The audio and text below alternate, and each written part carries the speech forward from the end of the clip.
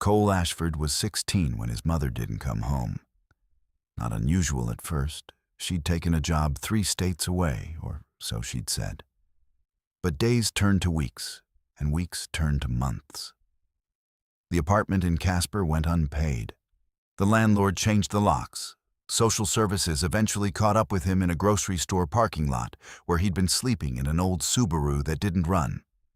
They tried to place him in foster care, but halfway through processing, a lawyer's letter arrived with his name on it, forwarded through the state's emergency system. His grandfather had died, a man he'd seen perhaps 3 times in his entire life, at funerals and one awkward Christmas when Cole was very small. The old man had lived alone in the Wyoming high country, somewhere north of Cheyenne, in a place Cole's mother had never wanted to discuss. The lawyer's letter contained a property deed and a key. The property was described as a non-operational stone quarry in Laramie County, Wyoming. The lawyer's tone was apologetic, as if delivering bad news. The property is largely valueless in current market conditions. The quarry ceased operations in the 1960s. The equipment is obsolete. The land has no significant mineral rights remaining. I would estimate the property might sell for scrap value, perhaps $5,000 to $10,000. I recommend you contact a land broker about liquidating the asset. $5,000 to $10,000. It was more money than Cole had ever seen, and it represented freedom. He could rent a room somewhere, work at a gas station, build something approximating a life. But something about the key made him want to see the place first. He took a bus north from Casper, then hitched a ride on a county road that climbed into rolling grassland dotted with evergreen. The landscape was wide and open, the sky immense, the horizon stretching in every direction. The quarry appeared suddenly, a vast hollow carved into a low hillside, like something had bitten into the earth and taken a massive chunk away. Rock faces rose in layers of tan and gray, stone walls at angles that revealed the earth's stratification. At the bottom was a flat basin of gravel and dust, some old concrete foundations, rusted equipment scattered like forgotten toys. The cottage sat back from the quarry, a small structure of pale gray wood, a metal roof, windows that still had glass but were fogged with dust. Cole used the key. The door opened. The smell hit him immediately. Mineral dust, something faintly metallic, and underneath it all, a strange electrical charge in the air, like standing too close to power lines. The cottage was sparse. A cot, a table, a shelf with cans of food. But one corner of the main room held something else entirely. Equipment. Instruments Cole didn't recognize. Metal boxes with dials and switches. Cables running down through a hatch in the floor. A laminated journal sat on top of one box, and when Cole opened it, his hands began to tremble. The handwriting was careful, scientific, the documentation of decades. Dated entries beginning in 1984, written in the precise language of research. His grandfather's name was Silas Ashford, and Silas Ashford had not been a simple old man living in a remote cottage. Silas Ashford had been a physicist. Cole descended the hatch ladder into darkness. At the bottom was a space that shouldn't exist, a chamber carved into the bedrock beneath the quarry, the walls smooth and deliberate, not a natural cave. The chamber was filled with equipment, some obviously old, some relatively new. Cables strung overhead, water filtration systems, banks of equipment with digital readouts that still displayed measurements, electromagnetic field recordings, data spanning decades. The walls themselves glowed faintly, not with bioluminescence like some deep-sea cave, with electromagnetic luminescence, a faint phosphorescence in the mineral deposits of the stone itself, responding to fields that the equipment was generating or measuring. Cole stood in the underground chamber in amazement. The journal entries, thousands of pages, documented it all. Silas Ashford had discovered something extraordinary in the quarry stone itself. Rare earth minerals with unusual electromagnetic properties. Not valuable for standard industrial use, the concentration was too low, the extraction too difficult. But for pure research into electromagnetic phenomena, the stone was perfect. Silas had spent 40 years studying the quarry, understanding its mineral composition, building equipment to measure and document the electromagnetic signatures of the Earth itself. The entries revealed a scientist working at the absolute frontier of geophysical research. Silas had been studying electromagnetic patterns beneath the Earth. Patterns that might reveal how the planet itself communicated through its mineral layers, how deep structures of rock and mineral conducted energy, how the Earth's own electromagnetic field was generated and sustained. He'd built a research station in secret, funded it through careful stock investments and sparse living, documented everything meticulously, published occasional papers under assumed names through obscure physics journals. But in the final entries, dated only 5 years ago, Silas's handwriting became shakier. My vision is failing. The arthritis makes fine work impossible. I've spent 40 years in this chamber, understanding something most people don't even know to look for. The Earth speaks through its magnetic fields, through its mineral structures, through the movement of charged particles in deep stone. I've documented patterns that suggest intelligence, not biological intelligence, but information processing of a kind we haven't classified. Systems and signals in the deep structure of the planet. But no one believes this work. No university will fund it. No journal will publish it anymore. They want practical applications, energy generation, mining optimization, profit.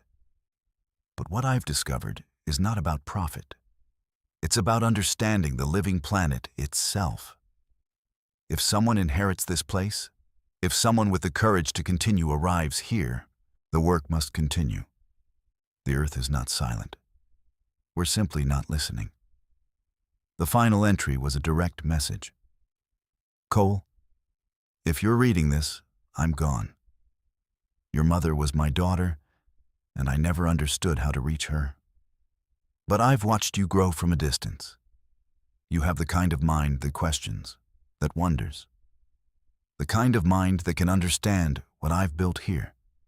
This is my legacy. This is the future.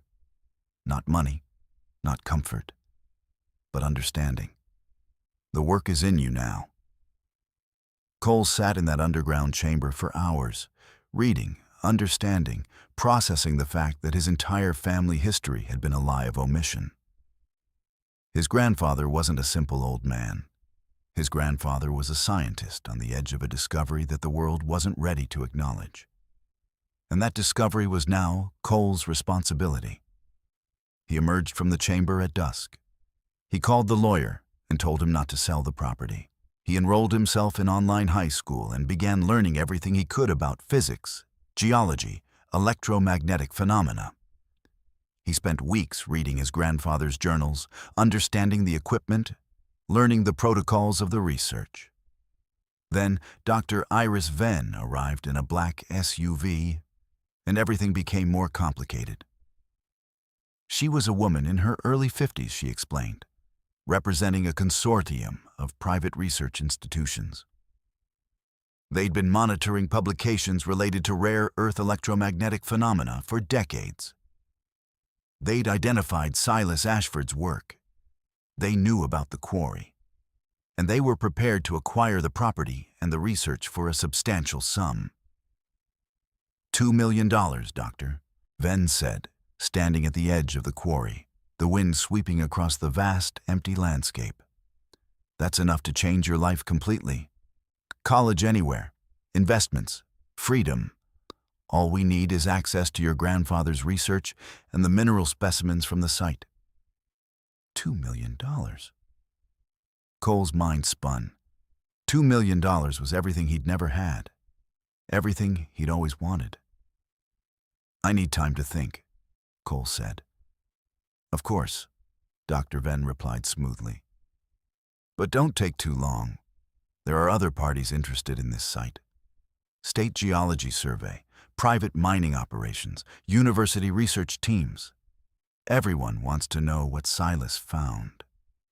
We're genuinely trying to help you, but the situation won't remain stable for long. The property is too valuable. Eventually, someone will force access through legal channels. It was a threat, and Cole recognized it. He called every university physics department he could find. He contacted the director of the United States Geological Survey. He reached out to international scientific societies focused on geophysics. He began transcribing his grandfather's most important research into clean, digital files. He posted carefully anonymized versions of Silas's most significant findings on open-access science forums. Sheriff Owen Cross arrived 3 days later, not because of Dr. Venn's concern, but because property owners had reported suspicious activity at the old quarry. The sheriff was an older man, thoughtful, not immediately hostile. When Cole explained the situation, Cross listened carefully. "I knew your grandfather," Cross said quietly. "I was a young deputy when Silas first started working at the quarry. A lot of people thought he was crazy, but I remembered him as someone who took care of his land, who minded his business, and who asked very few questions of others. That's a quality I respect." Cross paused. "I'll need to verify the property deed is legitimate. I'll need to understand exactly what you have here. But I'm not going to let some corporate entity strong-arm a kid out of his inheritance." What followed was the unexpected arrival of community and validation.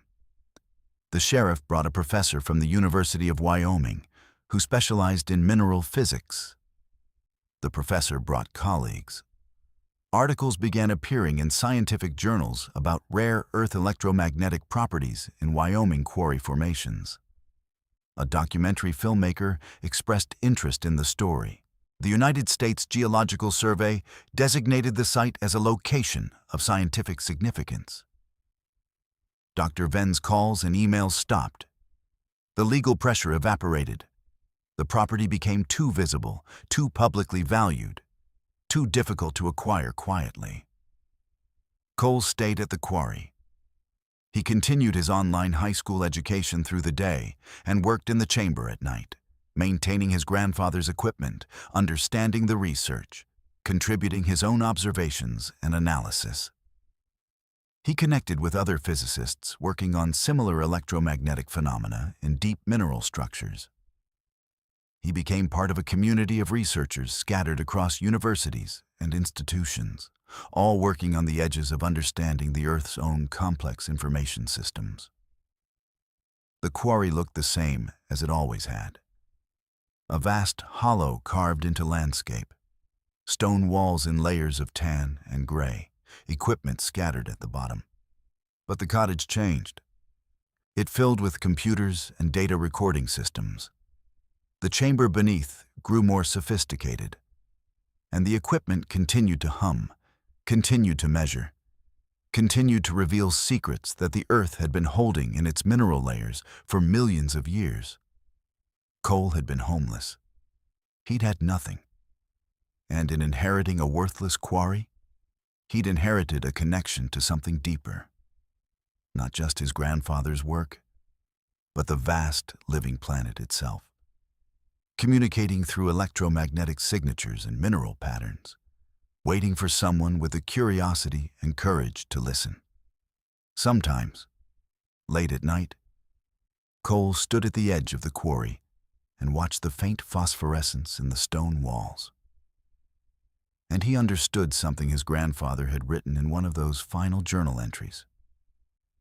The Earth wasn't silent, and for the first time in his life, Cole wasn't alone. He was part of something vast and ancient and infinitely more important than his own survival.